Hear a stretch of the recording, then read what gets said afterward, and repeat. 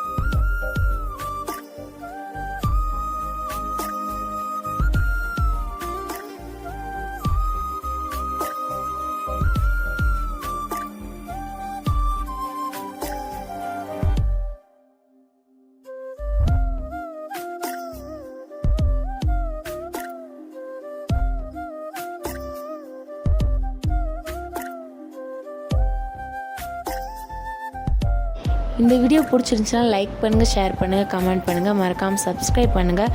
அந்த பெல் பட்டனை கிளிக் பண்ணி ஆல் கொடுத்துருங்க. அஸ்ஸலாமு அலைக்கும். பாய்.